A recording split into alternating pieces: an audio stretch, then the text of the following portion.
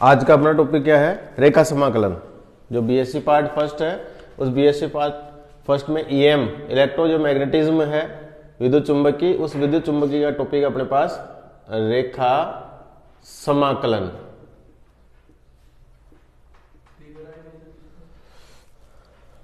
रेखा समाकलन। तो रेखा समाकलन के बारे में अपन बात करते हैं। रेखा समाकलन क्या होता है? अगर किसी क्षेत्र का लंबाई के सापेक्ष समाकलन किया जाए तो उसे अपन क्या कहते हैं? रेखा समाकलन कहते हैं। किसके सापेक्ष समाकलन किया जाए? लंबाई के सापेक्ष समाकलन किया जाए तो उसे अपन क्या कह देंगे? रेखा समाकलन कहेंगे। तो रेखा समाकलन, किसी भी क्षेत्र का रेखा समाकलन ज्ञात करने के लिए अपन ने क्या करा? एक पथ लिया और उस पथ पर उस क्षेत्र का जो मान है वो कितना है? ए वेक्टर है। जैसे अपन ने एक पथ ले लिया, यहां पर ये पथ ले लिया P से Q के लिए, और यहां पर जो क्षेत्र का मान है इस पथ के किसी बिंदु पर वो कितना है? A है। तो अपन क्या करेंगे? इसका रेखा समाकलन ज्ञात करने के लिए इस पथ को अपन छोटे छोटे अल्पांशों में बांट देंगे। क्या करेंगे? छोटे छोटे अल्पांशों में बांट देंगे। इन अल्पांशों पर जो ये अल्पांश जो अपन ने लिए हैं, ये अल्पांश कैसे माने जा सकते हैं? सरल रेखीय माने जा सकते हैं, यानी कि इनको अपन सीधा मान सकते हैं। ये वक्र है पूरा, तो PQ जो पथ है वो तो वक्र रूप में है, लेकिन ये जो अल्पांश है इनको अपन सरल रेखीय मान सकते हैं। तो इस अल्पांश की लंबाई dr1 है, इस अल्पांश की लंबाई dr2 है, इस अल्पांश की लंबाई dr3 है, एंड डॉट डॉट डॉट इस अल्पांश की लंबाई है drn। और इन अल्पांशों पर जो सदिश क्षेत्र का मान है वो A1 vector, A2 vector, A3 vector, dot dot dot AN vector है। जो अपन ने अल्पांश लिए हैं, जैसे ये dr1 लंबाई का जो अल्पांश है, इस पर सदिश क्षेत्र का मान कितना है? A1 है। dr2 पर कितना है? A2 है। dr3 पर कितना है? A3 है। तो यहां पर अपन इसका सबसे पहले अदिश गुणनफल निकालते हैं, सदिश क्षेत्र और इस अल्पांश का अदिश गुणनफल निकालते हैं। तो देखो, प्रत्येक अल्पांश के लिए अपन अदिश गुणनफल निकालेंगे। तो अदिश गुणनफल हो जाएगा, देखो पहले अल्पांश का हो जाएगा A1 डॉट dr1 वेक्टर, फिर प्लस दूसरे का निकालेंगे A2 डॉट dr2, फिर तीसरे का निकालेंगे A3 dot dr3, and plus dot dot dot AN dot drn vector. ये पूरे पथ का क्या आ गया? रेखा समाकलन आ गया। सभी जो पथ पर अपन ने जितने भी अल्पांश लिए थे उन सभी अल्पांशों का अपन ने क्या निकाल लिया? रेखा समाकलन। उन सभी अल्पांशों का अपन ने अदिश गुणनफल निकाला है, जो क्षेत्र अपने पास है उसका। तो देखो, ये सभी अल्पांशों के जो अदिश गुणनफल है उनको अपन सिग्मा के द्वारा लिख सकते हैं। तो ये सिग्मा AI या A vector dot dr vector. तो देखो, यहां पर कोई एक अल्पांश ले लिया जिस पर क्षेत्र का मान कितना है? AI, और उसका अल्पांश कितना है? dri। ठीक है। और ये पूरे पथ के लिए अपन ने योग करा है, तो ये पूरे पथ के लिए हो गया P से Q के लिए। अब जो अपन ने अल्पांश लिए हैं वो अल्पांश कैसे हैं? बहुत छोटे हैं। उन अल्पांशों की जो लंबाइयां हैं वो बहुत छोटी है। तो अगर अल्पांशों की लंबाइयां छोटी है तो यहां पर अपन लिमिट यूज करेंगे, लिमिट dri टेंड्स टू 0 अगर ली जाए तो यह लेने पर तो ये हो जाएगा W बराबर limit dri vector tends to 0, और ये summation of P to Q A I vector dot dri vector. देखिए, जब समेशन पर लिमिट लगी हुई होती है तो ये समेशन किस में बदल जाता है? समाकलन में बदल जाता है। किस में बदल जाता है? समाकलन में बदल जाता है। तो इस समेशन को अपन समाकलन में बदल सकते हैं। तो समाकलन में बदलते हो जाएगा समाकलन P से Q A vector dot dr vector. ये पूरे पथ के लिए क्या आ गया? अदिश गुणनफल है। किसका? dr का, या इस वेक्टर A का dr के सापेक्ष क्या है? ये अदिश गुणनफल है। और पूरे पथ के लिए अदिश गुणनफल निकाल रहे हैं, इसलिए इसको क्या कहा जा रहा है? रेखा समाकलन कहा जा रहा है। तो रेखा समाकलन एक प्रकार से क्या है? अदिश गुणनफल है लंबाई के लिए उस सदिश क्षेत्र का, और पूरे पथ के लिए अगर इसका समाकलन कर देते हैं तो समाकलन करते ही अपने पास क्या आ जाएगा? रेखा समाकलन आ जाएगा। तो रेखा समाकलन क्या होता है, किसी भी सदिश क्षेत्र का लंबाई के सापेक्ष जो समाकलन होता है उसे अपन क्या कहते हैं, रेखा समाकलन कहते हैं। अब रेखा समाकलन के बाद में है सदिश क्षेत्र का कर्ल। क्या है, सदिश क्षेत्र का कर्ल। तो कर्ल जो है वो क्या है, एक अदिश राशि है। कर्ल क्या है, अदिश राशि है, सॉरी कर्ल क्या है, सदिश राशि है। जैसे अपन ने डाइवर्जेंस में बात करी थी, तो डाइवर्जेंस क्या था, डाइवर्जेंस था किसी भी आयतन, किसी भी पृष्ठ में कोई आयतन अल्पांश स्थित है तो उस आयतन अल्पांश के प्रति इकाई आयतन से जो निर्गत फ्लक्स था, उस निर्गत फ्लक्स का मान क्या आ रहा था अपने पास, डाइवर्जेंस आ रहा था। और डाइवर्जेंस क्या थी, अदिश राशि थी। आज अपन पढ़ रहे हैं सदिश क्षेत्र का कर्ल, या किसी भी सदिश फलन का अपन कर्ल पढ़ेंगे।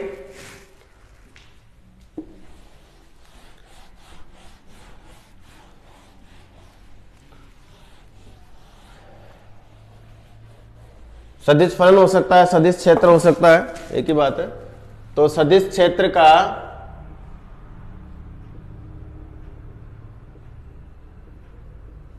कर्ल, ठीक है। कर्ल ज्ञात करने के लिए अपन ने क्या करा, एक पृष्ठ ले लिया और उस पृष्ठ में एक बंद पथ लिया है मैंने, ये पृष्ठ ले लिया और इस पृष्ठ का जो क्षेत्रफल सदिश है वो पृष्ठ के लंबवत होता है डीए वेक्टर, और इसका जो क्षेत्रफल है वो कितना है, डीए है।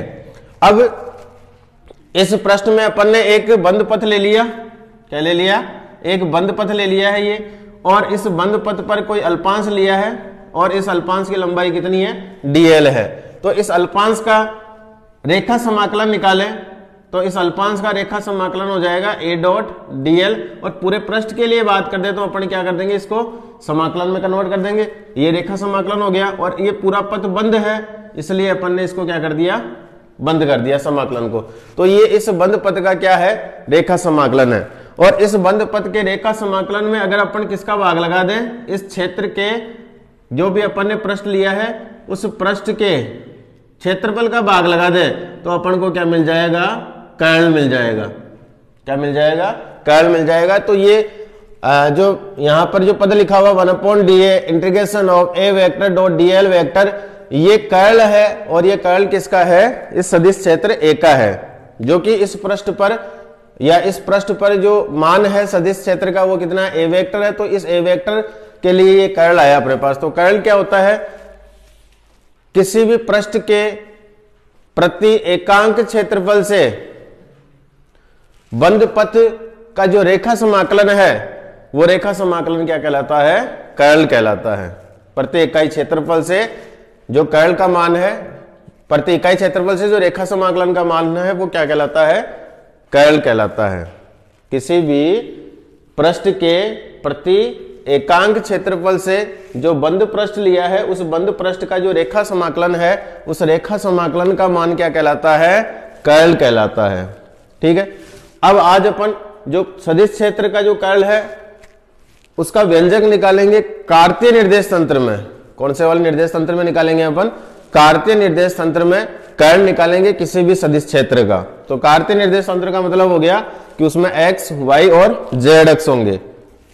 तो इसके लिए अपन ने एक बंद पथ लिया है। क्या लिया है, बंद पथ लिया है। और उस बंद पथ, यह अपन ने एक बंद पथ ले लिया। इस बंद पथ की जो लंबाई है वो dx है और इस बंद पथ की जो ऊंचाई है या जो चौड़ाई है वो कितनी है, dy है। तो ये तो हो गई इसकी लंबाई dx और ये हो गई इसकी ऊंचाई dy। और पथ का अपन ने नाम दिया k, l, m, n। यहां पर कोई सदिश क्षेत्र है। सदिश क्षेत्र जो अपन ने डाइवर्जेंस में लिया था वो यहां लेंगे। a बराबर ax i cap ay j cap plus az k cap. ये सदिश क्षेत्र के घटक है ax, ay और az। x अक्ष में इसका मान कितना है, ax है। y अक्ष में इसका मान कितना ay है और z अक्ष में इसका मान कितना है, az है। ठीक है। और ये इस पृष्ठ के या जो अपन ने पथ लिया है इसके मध्य बिंदु पर मान इसका कितना है, a है। तो इसका x अक्ष में मान हो जाएगा ax y अक्ष में हो जाएगा ay और z अक्ष में हो जाएगा az। ये इसके घटक है। और ये जो बंद पथ है वो बंद पथ घड़ी की सुई के विपरीत दिशा में यानी एंटी क्लॉकवाइज डायरेक्शन में बढ़ रहा है। इसकी डायरेक्शन जो है वो कौन सी है, बंद पथ की एंटी क्लॉकवाइज डायरेक्शन में है। तो सबसे पहले तो अपन ये चेक करें कि रेखा समाकलन कहां कौन से घटक का कौन सी दिशा के लिए निकलेगा या कौन सी साइड के लिए निकलेगा। जैसे अपने पास ये बंद पथ के एल एम एन लिया है, तो यहां पर जैसे ये वाली भुजा हो गई के एल, तो के एल भुजा के लिए कहां कौन से घटक का रेखा समाकलन निकलेगा और कौन से के लिए नहीं निकलेगा, पहले तो अपन इस पर बात करते हैं। दूसरी चीज, ये जो अपन ने बंद पथ लिया है, इस बंद पथ के क्षेत्रफल सदिश की डायरेक्शन किधर होगी। देखो ये अपन ने लिया है एक्स वाई तल में, कौन से तल में लिया है, एक्स वाई तल में लिया है, तो इसके सदिश इसके क्षेत्रफल सदिश की दिशा इसके पृष्ठ के लंबवत होगी, यानी कि जेड अक्ष की ओर होगी। यहां पर जो कर्ल निकलेगा इस पथ के लिए, वो कर्ल कौन सी दिशा में निकलेगा, जेड दिशा में निकलेगा, क्योंकि कर्ल क्या है, एक सदिश राशि है और उसकी दिशा हमेशा जो अपन ने बंद पथ लिया है उस बंद पथ के द्वारा जो घेरा गया क्षेत्रफल है उसके क्षेत्रफल सदिश की दिशा में होती है या पृष्ठ के लंबवत दिशा में होती है कर्ल। तो यहां पर जो कर्ल निकालेंगे अपन इस पथ के लिए वो कौन सी दिशा में आएगा, जेड दिशा में आएगा। ठीक है, तो पहले अपन रेखा समाकलन की बात कर लें। तो रेखा समाकलन अभी अपन ने बात करी है, integration of A vector dot DL vector. अगर इसको एक्सपेंस करते हैं तो ये हो जाएगा ए डीएल कॉस ऑफ थीटा। ठीक है, अब अलग अलग पथों के लिए बात कर लेते हैं। तो देखो ए एक्स वाला जो पथ है, ए एक्स जो घटक है वो एल एम पथ पर लंब है। जो ए एक्स घटक है वो एल एम पथ पर क्या है, लंब है। तो जब लंब है तो यहां पर ए एक्स और एल एम पथ के बीच का कोण कितना हो गया, 90 डिग्री। तो जैसे थीटा का मान आप यहां पर 90 डिग्री रखोगे तो कोस 90 का मान 0 हो जाएगा और कोस 90 का मान 0 होते ही यहां पर रेखा समाकलन नहीं निकलेगा, यानी कि ए एक्स का एल एम पथ के लिए रेखा समाकलन 0 होगा। ऐसे ही ये ए एक्स एम एन के पथ के लिए भी लंब है भाई। ये जो ए एक्स है वो इस पथ पर भी क्या है, लंब है। तो एन के पथ के लिए भी रेखा समाकलन नहीं निकलेगा, क्योंकि थीटा का मान यहां पर भी कितना आ रहा है, 90 डिग्री आ रहा है।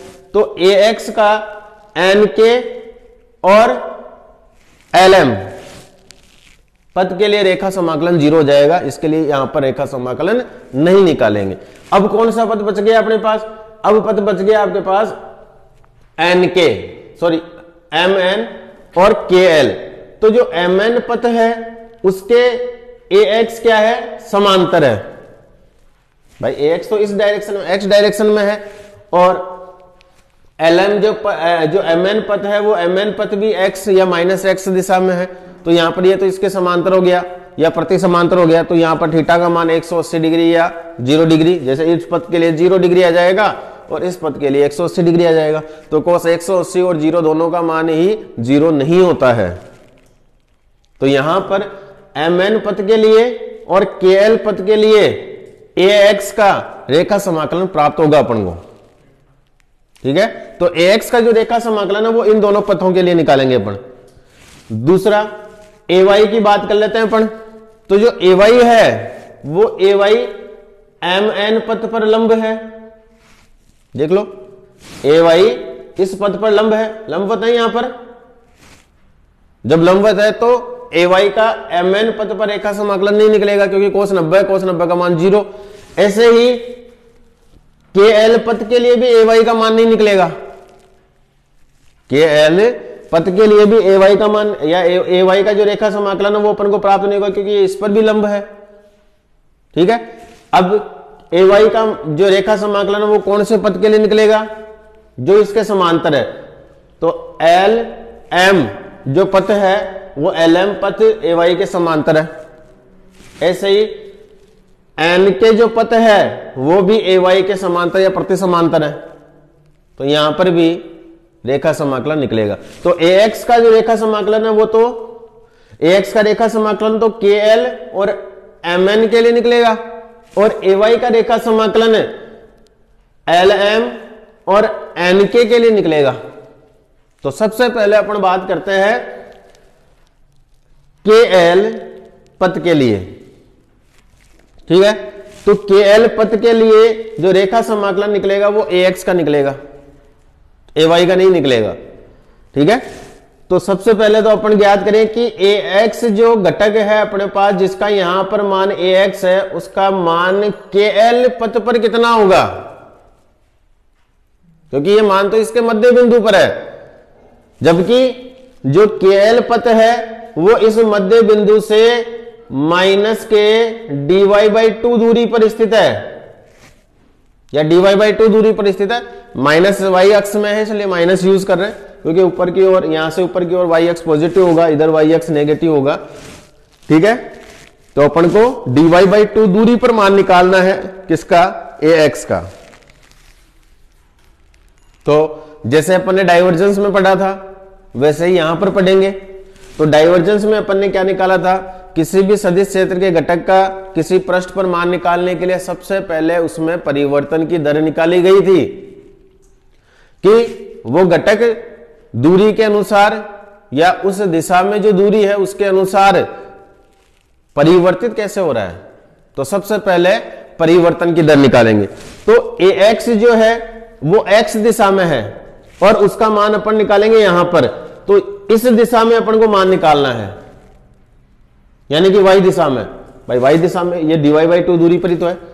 तो इसमें ए एक्स में जो परिवर्तन की दर निकलेगी वो कौन सी दिशा में निकलेगी, वाई दिशा में निकलेगी, वाई दूरी के लिए निकलेगी कि भाई वाई दूरी में ए एक्स का मान कैसे परिवर्तित हो रहा है। तो ए एक्स में वाई दिशा में परिवर्तन की दर निकालेंगे।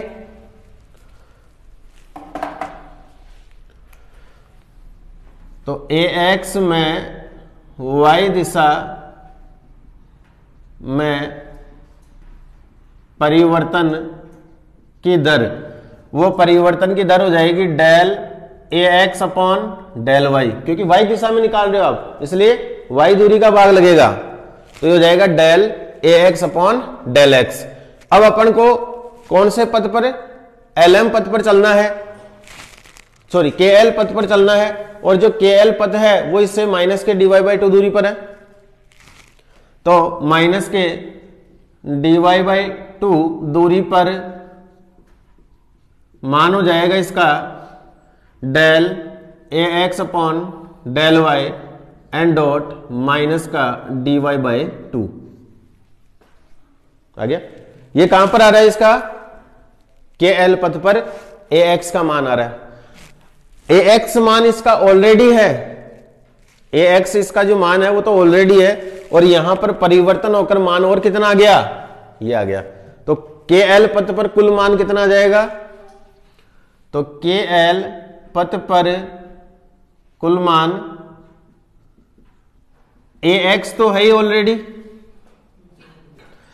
ये आगे आ जाएगा माइनस, तो माइनस का del A X upon del Y and dot dy/2, ये आ गया इसका मान सदिश क्षेत्र का,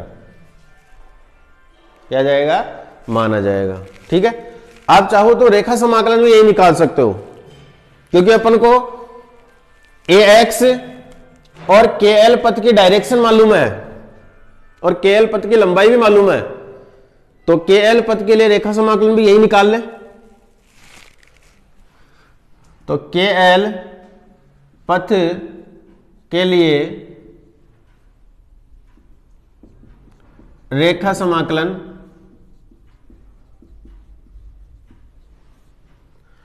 हो जाएगा integration of A vector dot DL vector K2L। भाई K2L ही अपन बात कर रहे हैं।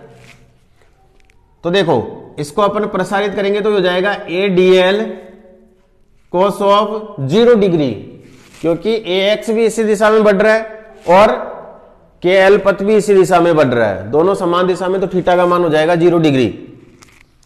तो यहां पर रेखा समाकलन cos 0 का मान हो जाएगा 1, यानी कि सदिश क्षेत्र और उस पूरे पथ की लंबाई, और उस पूरे पथ की लंबाई कितनी हो गई, dx हो गई। तो इंटीग्रेशन ऑफ dl का मान हो जाएगा dx।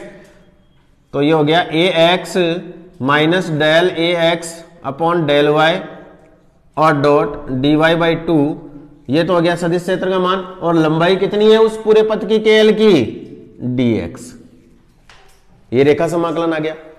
अब अपन बात करेंगे जस्ट इसके अपोजिट पथ कौन सा है, mn पथ, और इस mn पथ पर मान निकलेगा, mn पथ पर भी मान निकलेगा, किसका निकलेगा, ax का निकलेगा, किसका निकलेगा, ax का निकलेगा वहां पर भी। तो mn पथ पर क्षेत्र का मान निकालें,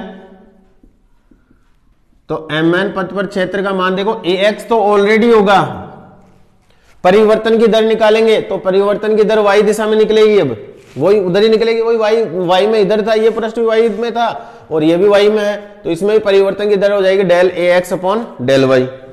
कितनी दूरी पर है वो पथ इस मध्य बिंदु से, वही dy/2 दूरी पर स्थित है, तो dy/2 दूरी, अब की बार दूरी पॉजिटिव है तो यहां पर dy/2 आएगा, माइनस dy/2 की जगह dy/2 आ जाएगा, तो ax plus del ax upon del y and dot dy/2, ये आ गया क्षेत्र का मान, क्योंकि अब की बार y पॉजिटिव है।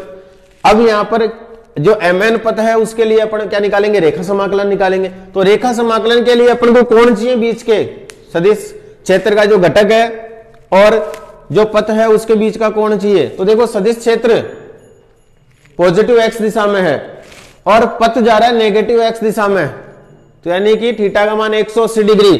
तो जब अपन रेखा समाकलन निकालेंगे तो ADL cos थीटा आएगा, यानी cos 180 डिग्री, cos 180 डिग्री का मान -1, यानी कि यहां पर इसका जो रेखा समाकलन आएगा वो माइनस का आएगा। तो mn पथ के लिए रेखा समाकलन वो हो जाएगा integration of m to n ADL is equal to, minus लिख दूं क्योंकि 180 डिग्री है, 180 डिग्री है, तो यहां हो जाएगा माइनस का ax plus del ax upon del y dot dy/2 and उस पूरे पथ की लंबाई कितनी है, वही जो इसकी है dx ही है, तो इसकी पथ की लंबाई भी कितनी हो जाएगी, dx हो जाएगी। ठीक है, इस पूरे पथ की लंबाई भी कितनी हो जाएगी, dx हो जाएगी। तो अपन ने दो पथों के लिए क्या निकाल लिया, रेखा समाकलन निकाल लिया। एक बार आप इसका स्क्रीनशॉट ले लीजिए, फिर उसके बाद में आगे बढ़ते हैं।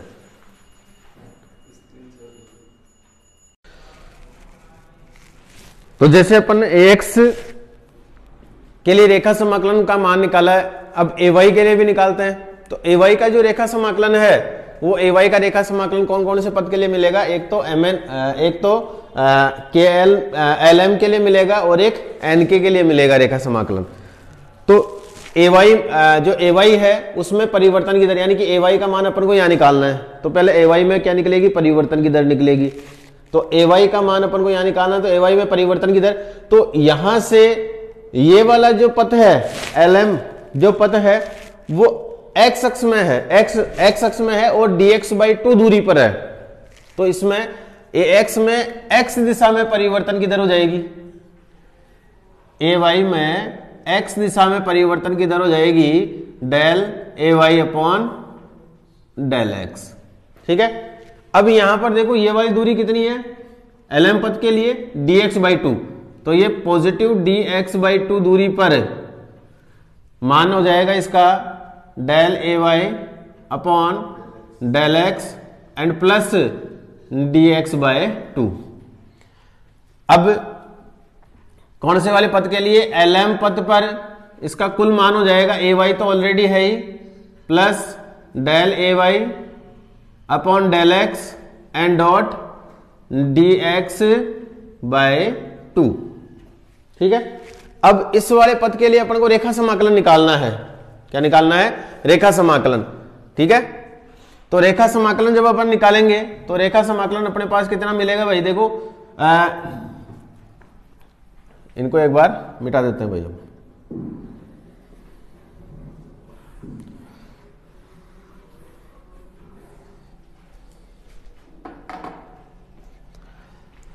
तो LM पथ पर रेखा समाकलन हो जाएगा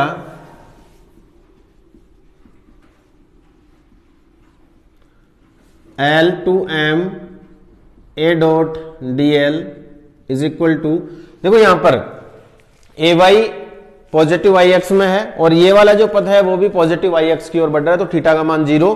तो यहां पर जो रेखा समाकलन है उसमें cos थीटा की जगह cos 0 डिग्री, cos 0 का मान हो जाएगा 1, यानी कि इसका पॉजिटिव आएगा रेखा समाकलन। तो सदिश क्षेत्र का मान तो कितना हो गया, AY plus del AY upon del X and dot dx by 2, ये तो हो गया क्षेत्र का मान। और पथ की लंबाई इंटीग्रेशन ऑफ जो dl है, इंटीग्रेशन ऑफ dl की वैल्यू हो जाएगी इस पूरे पथ की लंबाई, और इस पूरे पथ की लंबाई कितनी है, dy है। ये आ गया इसका रेखा समाकलन। इसी प्रकार रेखा समाकलन अपन इस पथ पर निकालेंगे। तो देखो इस पथ पर दूरी कितनी हो जाएगी, माइनस के dx बाई 2, तो यानी कि सदिश क्षेत्र में यहां पर माइनस आ जाएगा। दूसरा देखो ये AY इस दिशा में जा रहा है और ये नीचे की ओर आ रहा है, यानी कि cos 180, क्योंकि दोनों विपरीत दिशा में है, तो इसका रेखा समाकलन भी माइनस का होगा, सदिश क्षेत्र में भी यहां माइनस आएगा। तो MN के पथ पर रेखा समाकलन, वो रेखा समाकलन हो जाएगा आपके पास माइनस का हो जाएगा N2 के A dot DL is equal to AY minus del AY upon del X and dot dx by 2 and dot dy। और ये जो पूरा जो रेखा समाकलन है वो का आएगा, माइनस का आएगा यहां पर, क्योंकि 180 डिग्री आ रहा है। अब अपन ने जितने भी जो पथ थे अपने पास उन सभी पथों के लिए रेखा समाकलन निकाल लिया, ठीक है। अब इस पूरे पथ के लिए रेखा समाकलन अपन निकालेंगे, तो इस पूरे पथ के लिए रेखा समाकलन निकाल लेते हैं एक बार। तो अब इसको अपन मिटा देते हैं यहां से।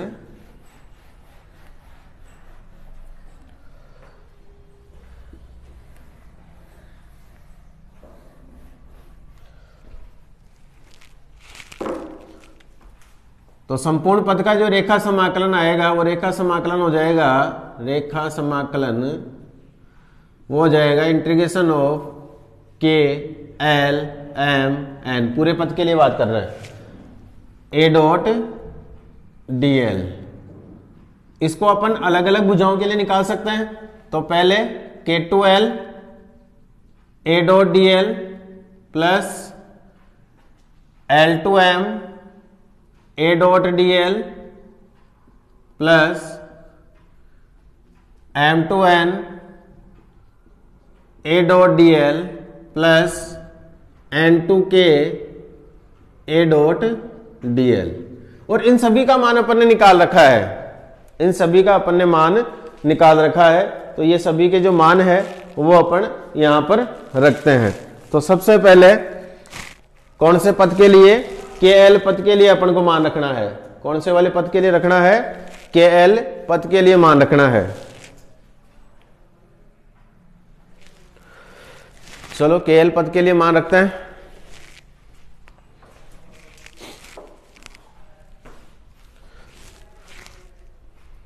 तो के एल पथ पर जो रेखा समाकलन है उसका मान अपने पास आया था अभी, A X minus del A X upon del Y, A X minus del A X upon del Y dot D Y by 2 और डॉट डी एक्स, ठीक है। इसका प्लस का रेखा समाकलन है। उसके बाद में एल से एम, तो एल से एम वाला ये रहा, इसका भी प्लस का है, तो ये हो जाएगा A Y plus del A Y upon del X dot D X by 2 और डॉट डी वाई। फिर उसके बाद में एम एन, एम एन पद के लिए जो रेखा समाकलन था वो माइनस का था, तो माइनस का A X plus del A X upon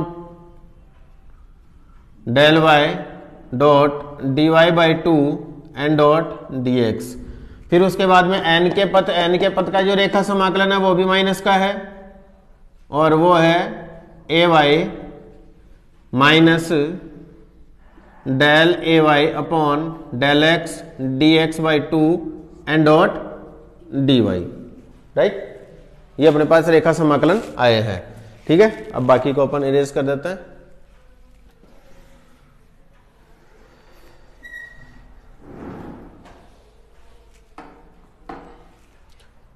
देखो यहां से dx गुणा है, यहां से भी dx गुणा है, ठीक है।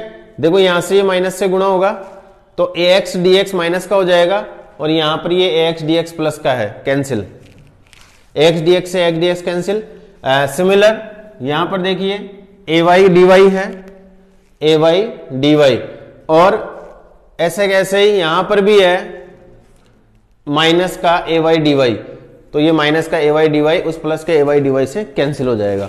बाकी जो बच रहे हैं उनको लिख रहे हैं, तो ये माइनस का है, माइनस का del A X upon del Y D Y by two and dot D X, ये बच गया, plus del A Y upon del X D X by two plus dot D Y, फिर ये minus का हो जाएगा, minus को अंदर गुणा करते ही तो ये हो जाएगा del A X upon del Y dot D Y by two and dot D X, ये माइनस माइनस प्लस हो जाएगा, plus del A Y upon del X D X by two and dot D Y, ठीक है। ये देखो minus के हैं दोनों पद, ऐड हो जाएंगे माइनस में, ये प्लस के हैं, ये प्लस में ऐड हो जाएंगे तो हाफ एंड हाफ 1 हो जाएगा यहां पर, तो ये माइनस का del A X upon del Y dot D X D Y, ऐसे ही plus del A Y upon del X and dot D X D Y, यहां से D X D Y common ले लिया तो क्या बचा, del A X upon del X del A Y upon del X minus del A X upon del Y and dot D X D Y, ठीक है। अब ये कर्ल, ये रेखा समाकलन आ गया अपने पास इस पद के लिए। अब ये कर्ल कौन सी दिशा में निकल रहा था, जेड दिशा में निकाल रहा था, तो इसका कर्ल निकालते हैं अपन। तो जब अपन कर्ल निकालेंगे तो curl of A vector is equal to 1 upon D A, curl एक सदिश राशि है, अपन कौन सी दिशा में निकाल रहे हैं, जेड दिशा में, तो यहां पर जेड लगा देंगे, ये जेड कंपोनेंट निकल रहा है, 1 upon D A and integration of A dot D L, के एल एम एन पद के लिए अप्लाई करेंगे तो डी ए का मान कितना हो जाएगा, उसका क्षेत्रफल डी एक्स डी वाई, तो ये जाएगा कर्ल ऑफ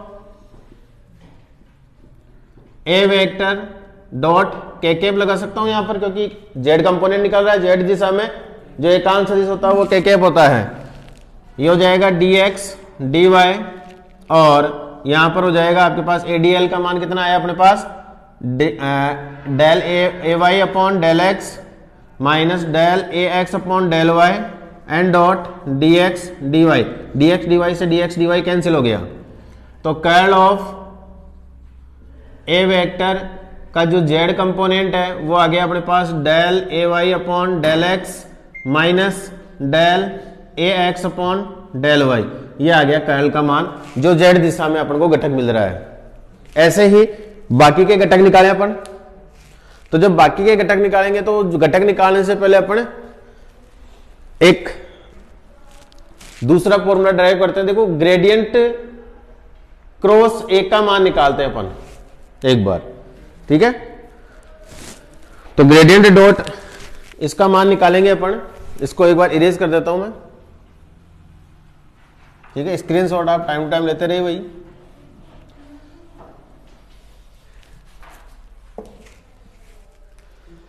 तो देखो ग्रेडियंट का मान क्या होता है, जब क्रॉस निकालेंगे तो इसका विधि का उपयोग किया जाता है, यहाँ आई कैप जे कैप और के कैप लिया जाता है। पहले ग्रेडियंट लिखा हुआ तो ग्रेडियंट के जो कोफिशिएंट आई कैप का del upon del X, del upon del Y, del upon del Z, और ए के कंपोनेंट लिए थे अपन ने ए एक्स ए वाई और ए जेड। इसको सॉल्व करते हैं, जब इसको सॉल्व करेंगे तो आई कैप इस पूरे स्तंभ और इस पूरी पंक्ति को छोड़ दो तो ये हो जाएगा del A Z upon del Y minus del A Y upon del Z, फिर माइनस जे कैप चलता है, जे कैप में ये इससे x वाला और ये इससे हो जाएगा del A Z upon del X minus del A X upon del Z, ये चलता है। फिर प्लस वापस के कैप में क्या आ जाएगा, प्लस आ जाएगा, के कैप में वापस प्लस आ जाएगा।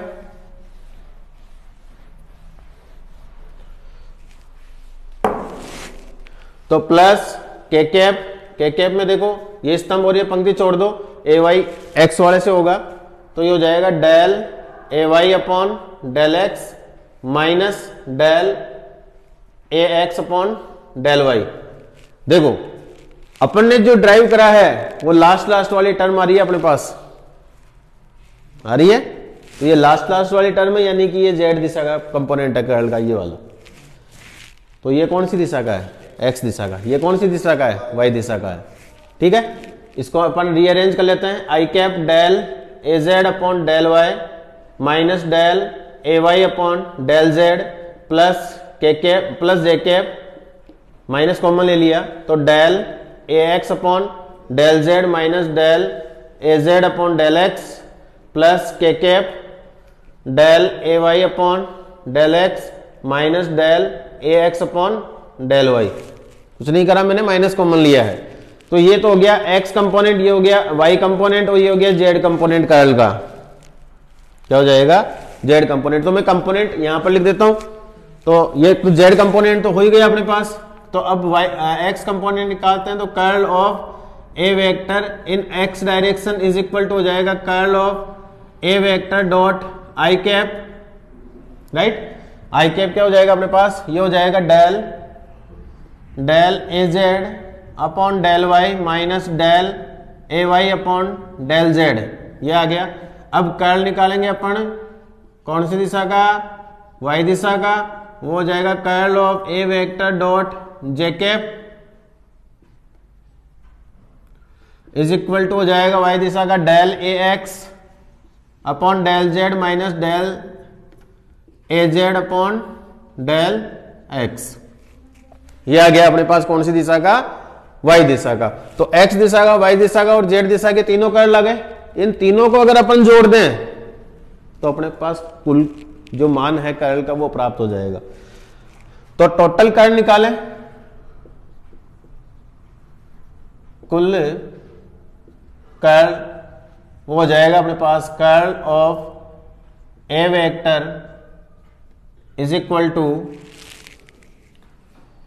एक्स कंपोनेंट जोड़ दें, तो एक्स कंपोनेंट हो जाएगा अपने पास del A Z upon del Y minus del A Y upon del Z and I cap. क्योंकि ये सदिश राशि है, सदिश बनाने के लिए अपन एक्स दिशा के एकांक सदिश से गुणा करेंगे, तो एक्स दिशा में एकांक सदिश होता है I cap, plus J cap के लिए सॉरी वाई घटक के लिए हो जाएगा del A X upon del Z minus del A Z upon del X and J cap से गुणा करेंगे यहां पर, प्लस ये रहा जेड घटक, तो जेड घटक हो जाएगा del A Y upon del X minus del A X upon del Y और ये हो जाएगा के कैप। तो ये अपने पास कुल कर्ल आ गया, ठीक है। और ये कुल कर्ल, ये जो अपन ने अलग से जो मेथड करा उसके अनुसार ये भी पूरा कर्ल ही है। देखो ये दोनों समीकरण समान है, ये दोनों समीकरण समान है, तो इस पूरे की जगह अपन क्या कर रख सकते हैं, डेल क्रॉस ए। हालांकि कर्ल का ये व्यंजक आ गया, लेकिन कर्ल को अगर ग्रेडियंट के रूप में शो किया जाए तो इस पूरे की जगह अपन लिख सकते हैं डेल क्रॉस ए। तो curl of A vector is equal to हो जाएगा डेल क्रॉस ए वेक्टर, यानी कि ग्रेडियंट को अगर अपन उस सदिश क्षेत्र से क्रॉस कर दें तो अपन को क्या मिल जाएगा, कर्ल मिल जाएगा। और डाइवर्जेंस में क्या होता था, डाइवर्जेंस में होता था कि ग्रेडियंट को उस सदिश क्षेत्र से डॉट कर दो, तो डॉट करते तो क्या आता है, डाइवर्जेंस आता है ग्रेडियंट को ए से, और क्रॉस करते क्या आ जाता है, कर्ल आ जाता है। दोनों में यही डिफरेंस है, बाकी और कोई डिफरेंस नहीं है कर्ल और डाइवर्जेंस में। तो आज अपन ने कर्ल के बारे में पढ़ा है। नेक्स्ट जो कर्ल के थ्योरम्स हैं, स्टोक्स कर्ल थ्योरम, उसके बारे में अपन बात करेंगे, जो कि नेक्स्ट क्लास में अपन करेंगे। ठीक है, धन्यवाद।